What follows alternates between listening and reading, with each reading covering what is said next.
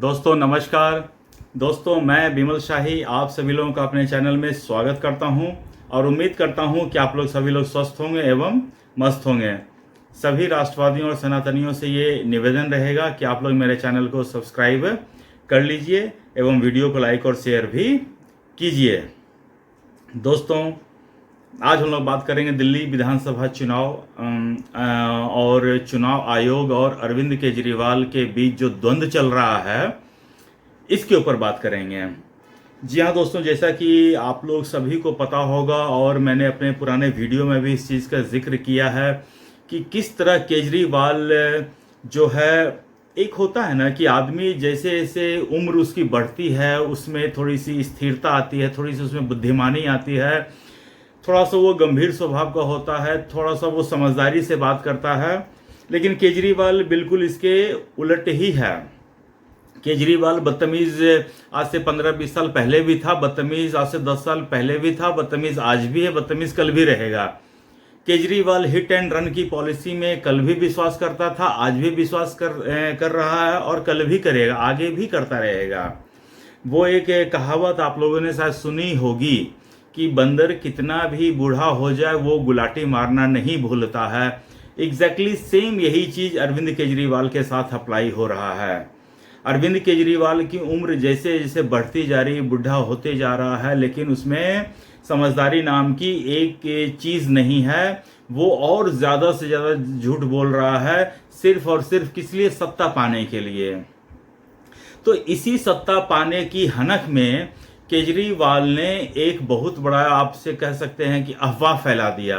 अफवाह ये है कि बीजेपी की जो कि हरियाणा की सरकार है वो यमुना नदी में जहर मिलाकर दिल्ली को भेज रहा है ताकि दिल्ली में बड़े पैमाने पर जेनोसाइड हो जाए, नरसंहार हो जाए और दिल्ली में सारे लोग मर जाएंगे।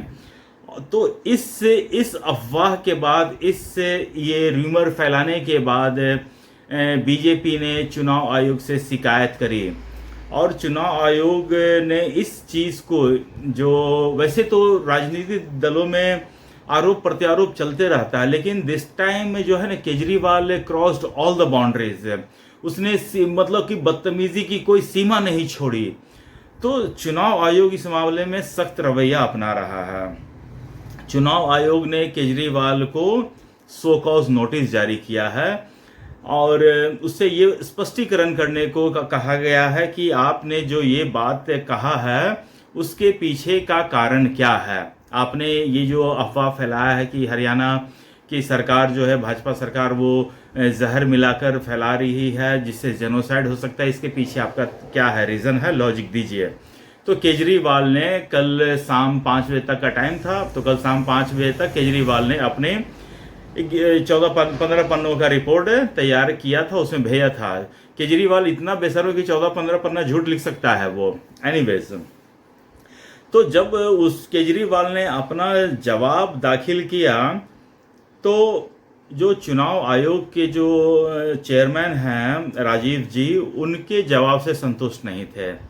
तो उन्होंने केजरीवाल को फिर से चिट्ठी लिखी और आज 11 बजे तक का उनको टाइम दिया गया था कि आप जो उन्होंने 7 पॉइंट्स रेज किए थे, मैं वो 7 पॉइंट्स पढ़ के आपको बताता हूं कि कौन कौन से वो 7 पॉइंट्स हैं जो राजीव कुमार ने स्पष्टीकरण मांगा था।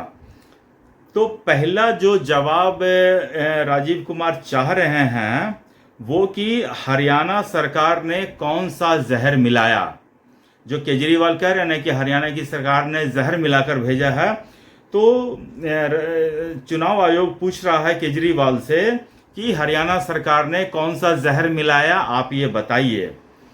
उसके बाद उसने ये सवाल पूछा है कि किस तरह से कितना जहर मिलाया। अब जहर मिलाया तो मिलाया, कितना जहर मिलाया और किस तरह से मिलाया है, ये आप हमें बताइए। उसके बाद जो तीसरा सवाल है उसने पूछा गया है कि जानलेवा जहर के क्या सबूत मिले, कि केजरीवाल को क्या ऐसा सबूत मिला जिससे उसको ये पता चल गया कि ये जहर जानलेवा है। क्या केजरीवाल ने पिया है वो जहर या केजरीवाल के अधिकारियों ने पिया है वो जहर? उसके बाद चौथा सवाल जो जो चुनाव आयोग ने पूछा है वो ये कि किस इंजीनियर ने जहर का पता लगाया। ये बहुत इंपॉर्टेंट क्वेश्चन है। केजरीवाल कह रहा था ना, वो तो भला हो हमारे इंजीनियर का कि उन्होंने जहर को देखते ही पहचान लिया। तो वो कौन सा इंजीनियर है, इतने काबिल इंजीनियर है, निरक्षीर विवेकी इंजीनियर है जो पानी में जहर मिला हुआ और उन्होंने पहचान लिया कि अरे ये तो जहर है। तो इसका पता उन्होंने पूछा है कि कौन इंजीनियर ने पता लगाया है। उसके बाद जल बोर्ड के किन इंजीनियर्स ने जांच की। जब जहर इनको पता चल गया कि वहां पर जहर है, वहां पर मिला हुआ जहर देखो आ रहा है, केजरीवाल के नीरक्षीर विवेकी जो इंजीनियर्स हैं उन्होंने दूर से ही देखकर जहर को पता लगा लिया। तो अब उसको कुछ सैंपल लेकर उन्होंने टेस्ट तो किया ना होगा कि इसमें कौन कौन से केमिकल हैं और मतलब कि क्या क्या है। उसके बाद जो छठा सवाल है कि यमुना में किस जगह जहर का पता लगा। केजरीवाल के इंजीनियर्स तो कहीं और बैठते हैं, यमुना कहीं और से मिलती है, तो उसमें ये चुनाव आयोग ने पूछा है कि किस जगह पर आपको ये पता चला है कि यमुना में जहर मिलाया गया है। और सातवां और अंतिम सवाल चुनाव आयोग ने ये पूछा है कि इंजीनियर्स ने कैसे दिल्ली को जहर को दिल्ली में दाखिल होने से रोका। अब केजरीवाल ने तो कहा है कि भले हो उस इंजीनियर का जिन्होंने उस पानी उस जहर को दूर से देख लिया और उसको दिल्ली में आने से रोक लिया। तो क्या उनके इंजीनियर्स ने उतना दूर, जितना दूर पानी जहर वाला दिखा था, क्या पानी का पूरा पीकर महादेव की तरह अपने गले में अटका लिए थे क्या? तो ये सब सारे चीजें जो हैं अरविंद केजरीवाल को आज 11 बजे तक देना था और अरविंद केजरीवाल इससे काफी बौखला गए हैं। मतलब किसी की इतनी हिम्मत कि अरविंद केजरीवाल से सवाल जवाब कर सके। अरविंद केजरीवाल यहाँ विश्व के कर्ता धर्ता हैं, दिल्ली के मालिक हैं, और दिल्ली के मालिक से कोई सवाल जवाब पूछ सके तो केजरीवाल चुनाव आयोग के जो प्रमुख है राजीव कुमार, उनके ऊपर ही बिखर गए हैं। केजरीवाल भरे प्रेस कॉन्फ्रेंस में पता नहीं केजरीवाल को कहाँ से 5 बोतल लगता है, अपने घर के आगे जो नाली का पानी है वही उसी को उठा ले आया है और कह रहा है कि ये है सैंपल, इसको पीकर दिखाए सबको। केजरीवाल बिल्कुल, मतलब कि मैं तो सुनीता भाभी से कहूंगा कि सुनीता भाभी आप दारू थोड़ा कम पीने बोलिए केजरीवाल को, बहुत ज्यादा पी रहा है और दारू पी के क्या क्या बोलता है उसको खुद नहीं पता रहता है। 5 बोतल कल से गले में टांग के घूम रहा है, कह रहा है बीजेपी वाला पियो तब हम मानेंगे कि ये जहर नहीं है। तो केजरीवाल तुम ही पीकर साबित कर दो, तुम ही पियो और अगर मर गए तो पता चल जाएगा कि इसमें जहर था। बीजेपी वाले भी सॉरी बाबू बोलकर निकल लेंगे। दूसरे को पिलाने की क्या जरूरत है, तुम ही पीकर साबित कर दो कि देखो इसमें जहर है। खैर कोई बात नहीं। तो केजरीवाल इस तरह से चुनाव आयोग के ऊपर उंगली उठा रहा है, चुनाव आयोग को कह रहा है कि राजीव कुमार तुम्हें इतिहास कभी माफ नहीं करेगा। केजरीवाल इतिहास तो तुम्हें भी माफ नहीं करेगा। जिस तरह से तुम पूरे प्रशासनिक राजनीतिक तंत्र को खिलवाड़ बना के रख दिए हो ना, इतिहास तुम्हें भी कभी माफ नहीं करेगा, याद रखना। और उसे कह रहा है कि ये 28 फरवरी को वो रिटायर होने वाले हैं, 28 फरवरी के बाद उनको कोई सरकारी पोस्ट चाहिए, इसलिए ये सब कारनामा किया जा रहा है। मतलब यहाँ पर भी आरोप है। मतलब केजरीवाल की या तो तुम बात सुन लो, नहीं तो केजरीवाल इतने आरोप लगा देंगे कि फिर तुम उठ नहीं पाओगे। अगर मुझे तो लग रहा है कि अगर केजरीवाल का बाप भी बोले नहीं कि बेटा ऐसा तुम कर रहे हो तो गलत कर रहे हो, तो केजरीवाल अपने बाप को भी गाली देने से नहीं चूकेगा। तो ये तो है केजरीवाल की स्थिति। और मुझे जहां तक लग रहा है दोस्तों, to be very frank, Kejriwal बहुत प्रयास कर रहा है कि किसी तरह वो डिस्क्वालीफाई हो जाए, किसी तरह उसकी पार्टी को बैन कर दिया जाए, किसी तरह उसको चुनाव आयोग या दिल्ली पुलिस या कोई और संस्था जो है जेल भेज दे। आखिरकार देश में अफवाह फैलाना, जेनोसाइड की अफवाह फैलाना, यह भी एक देशद्रोह का काम है, राष्ट्रद्रोह का काम है।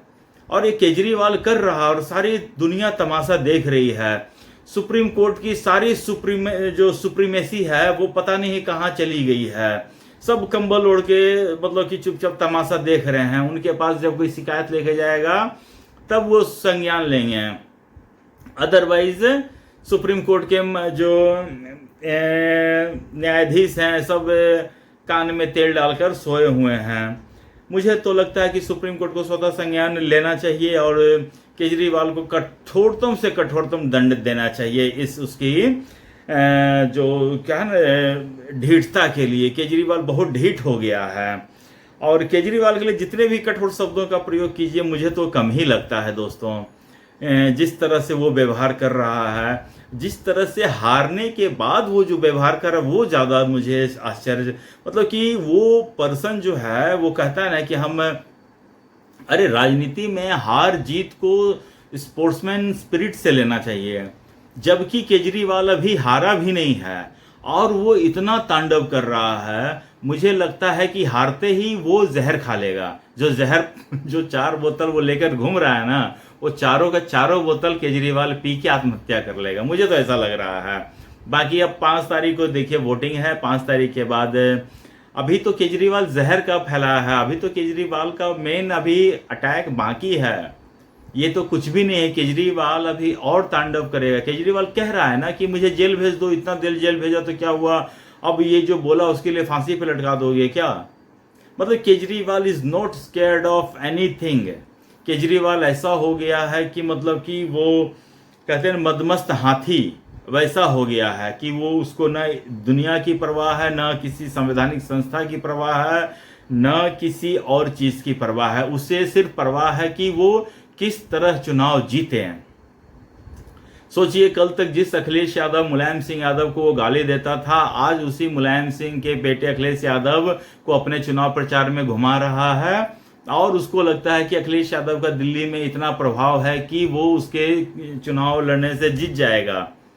अगर अखिलेश यादव में इतना ही होता तो अभी अभी यूपी में 9 सीटों पर विधानसभा का उपचुनाव हुआ है, तो वो उसमें से 2 ही सीट क्यों जीत पाए? अगर अखिलेश यादव में इतनी ही कैपेबिलिटी होती तो महाराष्ट्र में उसको इंडिया लाइन से बाहर क्यों रखता? तो अखिलेश यादव भी बेशर्म, अरविंद केजरीवाल भी बेशर्म है, तो दोनों बेशर्म नेता मिल गए हैं। देखते हैं बेशर्मी प्लस बेशर्मी इज इक्वल टू 2 बेशर्मी हो जाएगा। इससे ज्यादा और कुछ नहीं हो सकता, इससे कम कुछ नहीं हो सकता है।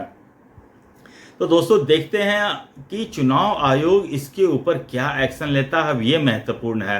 अरविंद केजरीवाल ने अपने तरफ से पूरी पटकथा लिख दी है कि उसे बैन कर दिया जाए, उसकी पार्टी को चुनाव से बैन कर दिया जाए ताकि वो हारने के शर्म से बच सके। केजरीवाल की पूरी कोशिश यही है और मुझे पता नहीं क्यों ये पता नहीं चल रहा है कि बीजेपी इन सब इश्यूज को उठा क्यों नहीं रही है। बीजेपी को अगर केजरीवाल जैसे आदमी से आपको जीतना है तो केजरीवाल के जैसे आपको सोचना पड़ेगा, तो ही आप केजरीवाल से जीत पाएंगे। अदरवाइज अगर आप केजरीवाल के जैसा नहीं सोचते हैं तो आप केजरीवाल से नहीं जीत पाएंगे, ये मेरा स्पष्ट कहना है। तो मुझे तो लगता है कि बीजेपी अगर मेरा वीडियो वॉच कर रहा है तो उसको ये आरोप लगाना चाहिए कि केजरीवाल डिस्क्वालीफाई होने के लिए ये सब कर रहे हैं। लेकिन पता नहीं मेरा वीडियो उन तक पहुंचेगा कि नहीं। दोस्तों अगर आप ये वीडियो देख रहे हैं तो ये वीडियो बीजेपी के किसी स्पोक्स पर्सन तक पहुंचा दिया जाए ताकि उनको कुछ आइडिया मिल सके कि how to fight with Kejriwal. तो दोस्तों आज के लिए मुझे इतना ही कहना था। आप लोग अपना ख्याल रखिए, स्वस्थ रहिए, मस्त रहिए। तब तक के लिए नमस्कार, बाय।